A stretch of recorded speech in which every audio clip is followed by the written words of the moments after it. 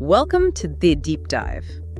Today, we're really getting into something fundamental, something that's working away inside you every single second, but maybe you don't think about it much. Circulation. Blood flow, yeah, it's absolutely critical. It underpins pretty much everything, doesn't it? Your energy, how sharp you feel, your heart health in the long run. It's like this silent engine running the show. And the scale of it is just, well, it's staggering.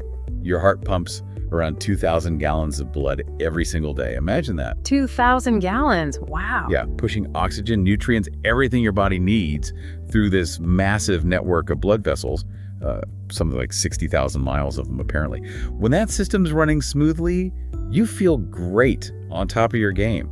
And this is the key thing for you listening, when that system gets, well, clogged up or sluggish, you feel it pretty much straight away, don't you? Oh, absolutely. That fatigue you just can't shake. Cold hands and feet all the time. Maybe things just take longer to heal. And brain fog, that feeling like you're wading through treacle just to think clearly, those are often the first signs that your circulation isn't quite optimal. Exactly. So our deep dive today isn't just about dodging those problems. It's about aiming higher. Yeah. We want to help you unlock, peak circulatory health. Which means what in real terms? It means supporting a sharper brain, maybe glowing skin, stronger muscles, even a better mood. It's all connected back to that efficient flow. And the good news is, diet is one of the most powerful tools we have. Right. So this analysis we've done, it's pinpointed 10 specific natural foods that are like superstars for circulation. Our mission today is to really unpack why they work, the mechanisms behind them. Giving you that shortcut, essentially, to understanding how to naturally support your cardiovascular system. Okay, let's dive in. We'll start with the foods that have the most immediate, maybe dramatic effect, the ones that actually help your blood vessels open up, relax. Let's call this part one, the vasodilators. These are the things that boost nitric oxide, or NO. That's the body's own molecule for controlling blood pressure and flow. And leading the pack here, probably the most talked about one in the research has got to be beets. Beets, Yeah. Yes. They're absolutely loaded with natural compounds called nitrates. That's the key. Nitrates. Okay, so how do nitrates help blood flow? Well, it's a fascinating little conversion process. When you eat beets, you absorb these nitrates, but the magic doesn't start in your stomach, surprisingly. No. Where then? It starts in your mouth. There are specific bacteria that live on the back of your tongue. Really? Bacteria on my tongue are helping my circulation? Kind of, yeah. These bacteria take the nitrate that's NO3 and they convert it into nitrite, which is NO2. Okay. Then, when you swallow that nitrate, it hits the acidic environment of your stomach, gets into your bloodstream, and that's where it gets converted into the real star. Nitric oxide, NO. Nitric oxide. And that's the stuff that tells the blood vessels to relax. Precisely. NO is a signaling molecule. It tells the smooth muscle lining your blood vessels, the endothelium, to just chill out, relax. And that relaxation, that's vasodilation, right? The vessels literally get wider. Exactly. The diameter increases, resistance drops, and blood can flow much more easily. It's basically the same thing that certain heart medications aim to do, but you're triggering your body's own natural system. Which explains why athletes are often chugging beet juice before a workout. Absolutely. Studies show it improves stamina, how efficiently your muscles use oxygen. Wider vessels mean more oxygen-rich blood gets to those working muscles faster. So less fatigue, better performance. Makes sense. And beyond sports, think about blood pressure. High blood pressure is essentially too much resistance in the pipes. Beets help lower that resistance naturally. So how should you consume them for the best effect? Roasting. Juicing. Roasting is fine for general health, but for that acute circulation boost, juicing seems to concentrate the nitrates most effectively. That morning beet shot people talk about, it's not just hype, it gives you that vascular relaxation, a clean energy boost without any caffeine jitters. Interesting. Okay, beets are powerful, definitely. But let's be honest, not everyone's rushing to drink beet juice every morning. Is there anything maybe a bit more enjoyable that gives a similar NO boost? Yes, there is, but with a very important condition. We need to talk about dark chocolate. Now you're talking. But I guess it's not my standard milk chocolate bar, is it? Definitely not. The key here is the cocoa content. You need to be looking for 70% cocoa or higher. Honestly, the closer you get to 85% or even 90%, the better, therapeutically speaking. Okay, 70% plus. Why is that cocoa content so critical? What's in there? It's rich in compounds called flavonoids, specifically a type called procyanidins. These are, yes, antioxidants, but they do something really clever for circulation. Which is? They stimulate an enzyme called endothelial nitric oxide synthase, or eNOS for short. eNOS. Okay, and that enzyme makes the nitric oxide. Exactly. It makes NO right there on the inner lining of your blood vessel wall. So the flavonoids in dark chocolate basically encourage your body to produce more NO exactly where it's needed. So it's helping the vessel relax from the inside out. That's a great way to put it. And research backs this up. Regular small amounts of high flavanol cocoa improve something called flow-mediated dilation. That's a direct measure of how well your arteries can expand. And I bet that helps the brain too, right? Better blood flow everywhere. Absolutely. Better blood flow systemically means better perfusion in the brain. So yeah, that little square of dark chocolate isn't just a treat, it's actually helping your brain function better. Okay, I'm sold. But how much are we talking? A whole bar? Whoa, hold on. Moderation is crucial here. The studies showing benefits used pretty small amounts, maybe a few squares, like 20 grams a day. Just a few squares. Got it. We're optimizing health, not loading up on calories. Yeah. Consistency with a small dose is the aim. Right. Okay, so we have beets and dark chocolate boosting NO. What's next in the vasodilator category? Next up, we have the leafy greens. Think spinach, kale, Swiss chard, and especially arugula. Arugula is actually incredibly high in nitrates. Ah, so they work similarly to beets then, with the nitrates. Yes, they definitely contribute to that NO production, helping with arterial flexibility, getting more oxygen around. But greens have another trick up their sleeve, which is really important for protection. Oh, what's that? They are packed with folate, which is vitamin B9. And folate is essential for managing a compound called homocysteine. Homocysteine, I've heard that mentioned in relation to heart health, often negatively. What does it actually do? Well, in high levels, homocysteine is pretty nasty for your blood vessels. It directly damages that delicate inner lining, the endothelium. It causes oxidative stress, and it also interferes with nitric oxide availability. So it damages the pipes and stops them from relaxing, a double whammy. Exactly. It's really detrimental. So, by providing plenty of folate, leafy greens help your body keep homocysteine levels in check. It's like protecting the vessel walls while also helping them open up. That's quite comprehensive, protecting and relaxing. It is. And the analysis we looked at suggested that just adding one serving of these greens daily, easy enough to do in a salad or smoothie, can show measurable improvements in blood vessel function in just a few weeks. Wow, that's a quick turnaround for such a simple change. The impact of consistent intake is really quite remarkable. Okay, that makes sense. We've relaxed the vessels with NO boosters. Now we need to make sure the vessels themselves are strong and resilient, right? Which I guess brings us to our next section. Precisely. If the pipes are relaxed but brittle or easily damaged, we haven't solved the whole puzzle. We need to fortify them. This leads us to part 2. Artery fortification, protection, and elasticity. This part is all about the nutrients that help maintain the actual structure and flexibility of your arteries, guarding against that long-term damage. And we'll start with citrus fruits. Oranges, lemons, grapefruits, vitamin C central, right? We usually think immunity, but you're saying it's key for blood vessels. Absolutely fundamental. Vitamin C is non-negotiable for producing collagen and elastin. Collagen and elastin, those are the building blocks. They are the key structural proteins. Think of your artery like a multi-layered flexible hose pipe. Collagen provides the strength, the structure. Elastin gives it that essential flexibility, the ability to stretch and recoil with each heartbeat. Without enough vitamin C, you can't make good quality collagen and elastin. So the hose pipe becomes weak or stiff. Exactly. It gets rigid, more prone to damage under pressure. Vitamin C helps keep the material itself strong and supple. Plus, it's a major antioxidant. Right, fighting off that oxidative damage, free radicals causing wear and tear. Precisely. Oxidative stress is a major driver of artery stiffening over time. Vitamin C helps neutralize those free radicals right in the vessel wall. And this ties back to that inner lining we mentioned, the endothelium. Endothelial function again. So vitamin C helps that lining work better. There's compelling research showing a direct link. Higher levels of vitamin C in the blood correlate with better endothelial function, that ability of the artery to expand and contract efficiently when needed. And that lining is so important, isn't it? If the endothelium gets damaged, that's where all the trouble starts, like plaque buildup. That's the ground zero for atherosclerosis, yes. Damage makes it sticky, inflammation kicks in, cholesterol starts accumulating. Vitamin C helps keep that lining healthy, smooth, and responsive. It even helps recycle other antioxidants like vitamin E, doesn't it? It does. It plays a crucial role in the whole antioxidant network within the vessel wall.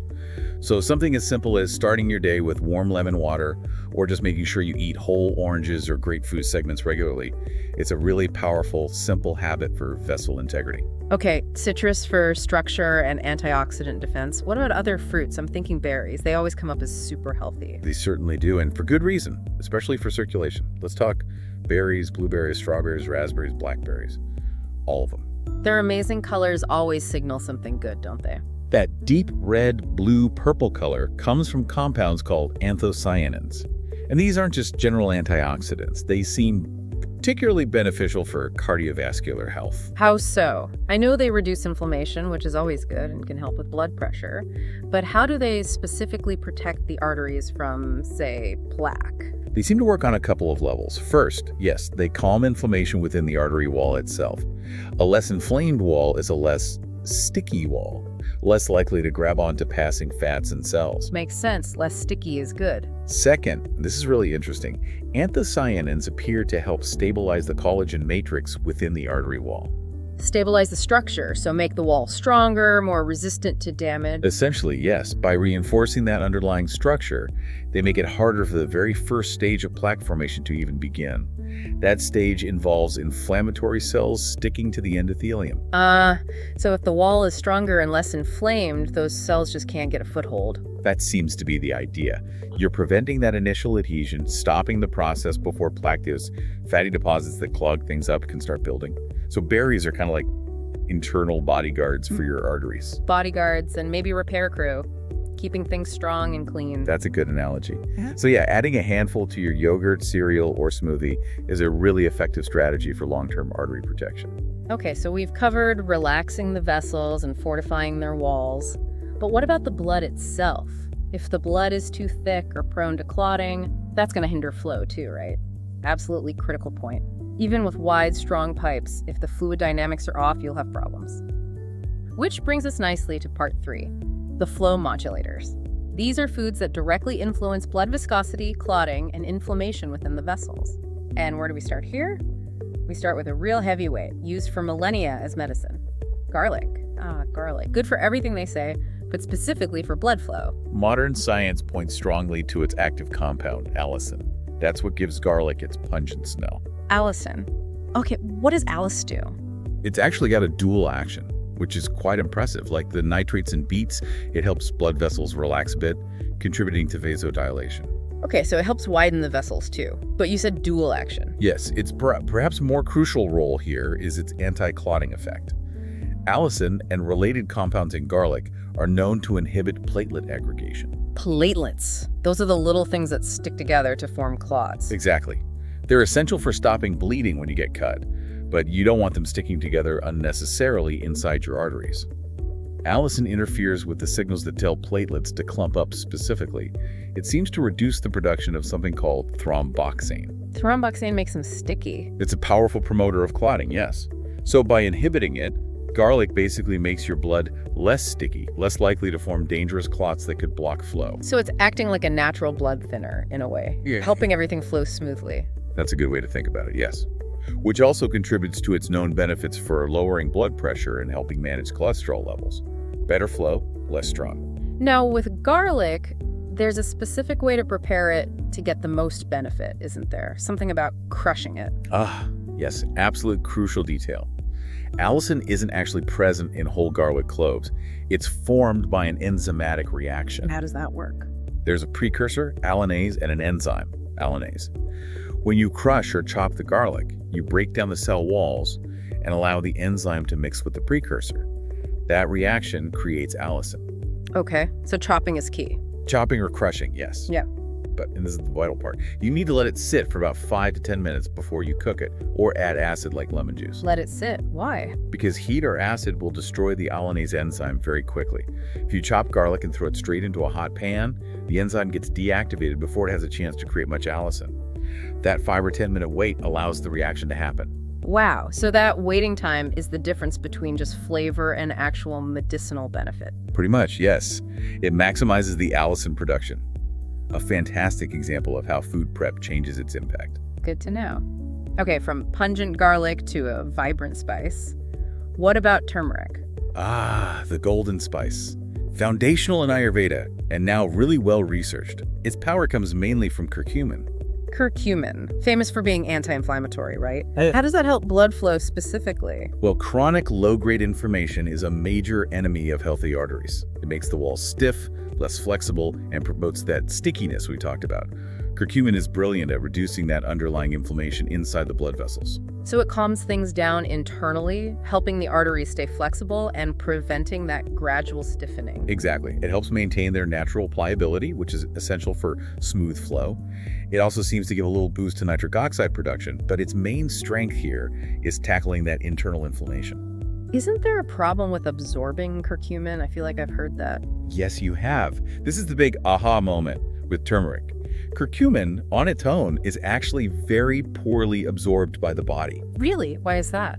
Our gut and liver metabolize it extremely quickly through a process called glucuronidation. Basically, the body breaks it down and gets rid of it before much can get into your bloodstream to do its job. So you could be eating turmeric every day and not getting much benefit. Potentially, yes, if you don't know the trick. Okay, spill the beans. What's the trick? The hack. It's incredibly simple. Always pair turmeric with black pepper. Black pepper. Seriously. Seriously, black pepper contains a compound called piperine.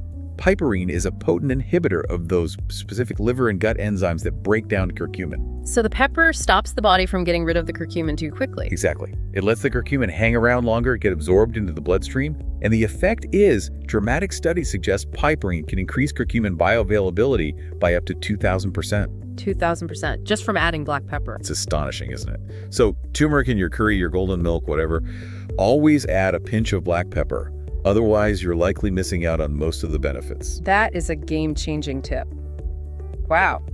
Okay, moving from spices to fats. Fatty fish, salmon, mackerel, sardines. Yes, the classic source of omega-3 fatty acids, specifically EPA and DHA. These are absolutely fundamental for flow and flexibility. Omega-3s, we hear about them all the time. How do they directly impact circulation? They work in several ways. Firstly, they literally get incorporated into our cell membranes, including the cells lining blood vessels and red blood cells themselves. This makes the membranes more fluid, more flexible. So more flexible cells means smoother flow. Smoother flow and also less likelihood of red blood cells clumping together. Omega-3s contribute to making blood optimally thin, less viscous, reducing the risk of clots. Like garlic, but a different mechanism. Exactly. And secondly, omega-3s are powerful anti-inflammatories. They are the precursors to signaling molecules in the body that actively resolve inflammation, countering the pro-inflammatory signals that can damage vessels. So they make the blood smoother and reduce inflammation in the artery walls. Correct. Leading to better vessel flexibility, lower blood pressure. The benefits are really well established. Just getting 2 servings of oily fish per week can make a significant difference. Now, people sometimes worry about mercury or contaminants in fish. How do you navigate that? That's a valid concern. The advice generally is to favor smaller fish like sardines, anchovies, mackerel, as they accumulate fewer heavy metals than large predatory fish like swordfish or certain types of tuna. Okay, smaller is generally better. Yes, and when choosing salmon, look for wild-caught from cleaner waters if possible, or farm sources with good practices. But importantly, if fish isn't an option for you, maybe you're vegetarian or vegan, or just concerned about contaminants, there are alternatives. Good. What are they? You can get a precursor omega-3 called ALA, alpha-linolenic acid, from plant sources like flax seeds, chia seeds, hemp seeds, and walnuts. Your body can convert some ALA into EPA and DHA, though the conversion rate varies. So seeds are an option. Anything else? Yes, you can go straight to the source where the fish get their omega-3s. Algae. Algae oil supplements are a direct, clean, and sustainable source of both EPA and DHA. Algae oil. Good to know there are options. Okay, this focus on fats and structure seems like a good transition to our final section. It is indeed. We've covered relaxing the vessels, fortifying them, and modulating the flow. Now we look at long-term stability. Part 4. Structural support and cholesterol balance. And we'll kick this off with nuts. Things like almonds, pistachios, Brazil nuts, and especially walnuts. Nuts, they're packed with good stuff, right? Healthy fats, vitamin E. Yes, the great mix. Healthy fats, vitamin E, which is another important antioxidant for vessels, but also, crucially, the mineral magnesium. Magnesium. Why is magnesium important for circulation? Magnesium is sometimes called nature's calcium channel blocker. Calcium is needed for muscle contraction, including the smooth muscle and artery walls. Magnesium helps regulate how much calcium gets into those cells. Oh, it helps the muscles relax, a bit like nitric oxide. In a way, yes. It promotes relaxation in the vessel walls, helping them stay supple and preventing excessive tension or spasm. It helps maintain that healthy, elastic tone. If you're low in magnesium, your vessels can actually be chronically tighter, contributing to higher blood pressure. Interesting. So magnesium is key for that relaxed elasticity. You mentioned walnuts specifically. Yes, walnuts get a special mention because, in addition to magnesium and vitamin E, they are uniquely high in that plant-based omega-3 we just discussed, ALA, alpha-linolenic acid. So walnuts give you the structural support plus the anti-inflammatory omega-3 benefits. Exactly. It's a fantastic combination. Yeah. The ALA supports endothelial function, reduces inflammation. So including a small handful of mixed nuts, especially walnuts, a few times a week is a brilliant strategy for long-term vessel health. Okay, nuts for minerals and ALA. What's our final food on the list? Our 10th circulation superstar is avocados. Avocados. Another source of healthy fats, I presume? Definitely. Primarily monounsaturated fats, the same kind found in olive oil. But avocados also bring potassium and other antioxidants to the table. Potassium. That's good for blood pressure, isn't it? How does that work? Potassium plays a key role in balancing sodium levels. Too much sodium can cause fluid retention, increasing blood volume and pressure. Potassium helps your kidneys excrete excess sodium, which helps keep blood pressure in a healthier range. So it helps manage fluid balance. But the really big thing with avocados and heart health is usually cholesterol, right? That's probably their most celebrated benefit for long-term circulation, yes. It's about managing the types of fat circulating in your blood. How do avocados influence that? The monounsaturated fats in avocados have been shown pretty conclusively to help lower levels of bad LDL cholesterol. That's the kind that tends to build up as plaque in arteries. Okay, lowering the bad stuff, that's good. But it gets better. They also seem to help raise levels of good HDL cholesterol. And HDL's the one we want more of, the scavenger. Exactly. HDL cholesterol acts like a cleanup crew. It goes around collecting excess cholesterol from tissues, including artery walls, and transports it back to the liver to be processed or removed. So by lowering LDL and raising HDL, avocados help keep your arteries clearer and functioning better over the long haul. That's a powerful combination, reducing the buildup and boosting the cleanup. It's a really smart food for cardiovascular health, supports blood pressure, provides healthy fats, and optimizes your cholesterol profile. Wow. Okay, that's 10 incredibly powerful foods. We've gone from NO boosters to artery protectors, flow smoothers, and structural supporters. It's quite a toolkit. It really is. And understanding the different ways they work helps you use them more strategically, perhaps? Definitely. Let's try and pull that all together then, maybe group them by their main job. Good idea. Let's do a quick synthesis just to lock it in for everyone listening. Okay, so for that immediate boost in nitric oxide, helping vessels relax, improving stamina, you're looking at beets, high cocoa dark chocolate, and those nitrate-rich leafy greens. Your vasodilators. Then for strengthening and protecting the artery walls themselves, think vitamin C from citrus fruits and those amazing anthocyanins in berries. Got it. Artery armor. Then for ensuring the blood itself flows smoothly, preventing clots, reducing stickiness. That's garlic when we're crushing weight. Turmeric with black pepper. And fatty fish or its omega-3 alternatives. Your flow modulators and anti-inflammatories. And finally, for that crucial long-term structural support in keeping circulating fats balanced, you've got nuts, especially walnuts for ALA and avocados. Perfect. The take-home message here seems pretty clear. Improving your blood flow isn't just some abstract health goal. It directly impacts how you feel every single day. Absolutely. More energy, sharper thinking, better resilience, and of course, a healthier heart for the future. You really are building health from the inside out with these foods. But it also raises a practical point, doesn't it? Real lasting health changes usually don't happen overnight. It's not about suddenly trying to eat all 10 of these things tomorrow. That's such an important point.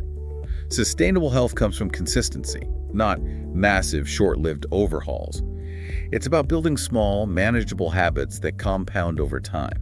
So maybe the challenge for you listening isn't to perfectly adopt everything we've discussed today. Perhaps not. Maybe a more powerful approach is to use this knowledge selectively. Pick just one or two things from our deep dive that resonate with you or seem easiest to integrate. Like what? Maybe making sure you always add pepper to your turmeric, or committing to that crushed garlic waiting time. Or aiming for those 2 servings of oily fish or an omega-3 alternative each week. Yeah. Or just adding a handful of walnuts to your breakfast. Small things. Focus on integrating 1 or 2 consistently. Yes. Make them a non-negotiable part of your routine. And then just observe. Notice the small shifts. Feel the compounding benefits over weeks and months. That's where the real magic happens. That gradual, steady improvement built on consistent, informed choices. That's the path to truly transforming your circulatory health.